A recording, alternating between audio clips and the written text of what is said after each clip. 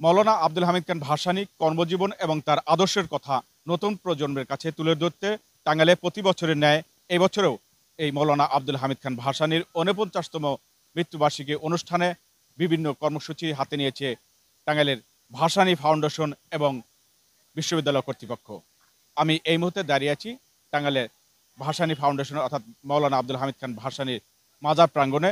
আমি সেই মাজার প্রাঙ্গণে থেকে কিছু নতুন প্রজন্মের কাছে জানার চেষ্টা করব মৌলানা আব্দুল হামিদ খান ভাসানী সম্পর্কে তারা কি বলছেন।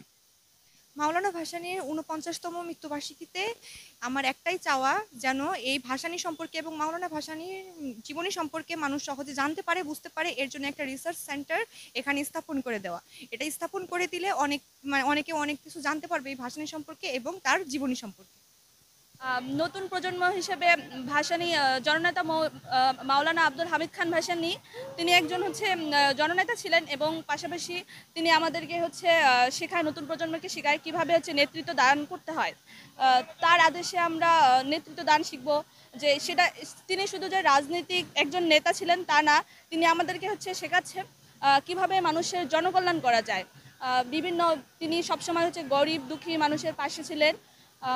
আমরা তার এই আদর্শটাকে ফলো করব। ৪৯তম মৃত্যুবার্ষিকীতে আমাদের এটাই চাওয়া, সবাই যেন তার আদর্শকে নিজের মধ্যে লালন করে এবং দেশ থেকে দেশের বাইরে সর্বস্তরের মানুষের মধ্যে যেন এই জিনিসটা ছড়িয়ে পড়ে। আমি যেটা করব যে যেহেতু বললাম যে আমি চাই যে এটা সবাই জানুক, মাওলানা ভাসানী এবং বিজ্ঞান ও প্রযুক্তি বিশ্ববিদ্যালয় এটা পুরো ব্রডভাবে ছড়িয়ে পড়ুক। তো এর যে রিসার্চ সেক্টরটা এটা আরও বেশি উন্নতি করুক। তো তার মৃত্যুবার্ষিকীর দিন আমি এটাই চাইবো যে তার যে এই যে রিসার্চ যে সেক্টরটা আছে আরও ডেভেলপ হোক, সব দিক থেকে সমৃদ্ধ হোক, আরও এটার নাম যশ বাড়ুক, ব্রডলি হোক। আসলে মাওলানা আব্দুল হামিদ খান ভাসানী আমাদের কাছে একজন মুসলিম জননেতা।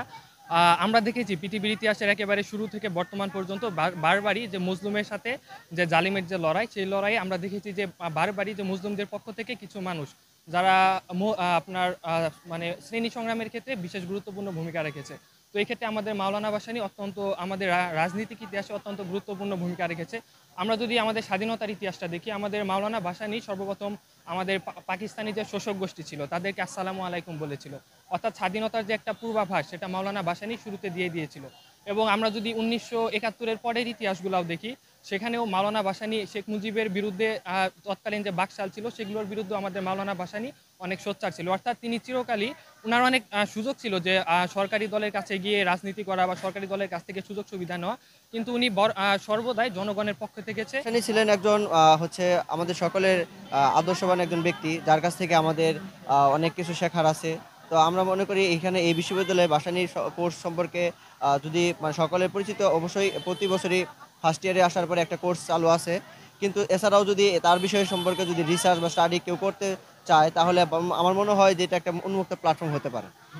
মৌলানা আব্দুল হামিদ খান ভাসানী নিপীড়িত নির্যাতিত গণমানুষের মুক্তির জন্য তার সারা জীবন সংগ্রাম।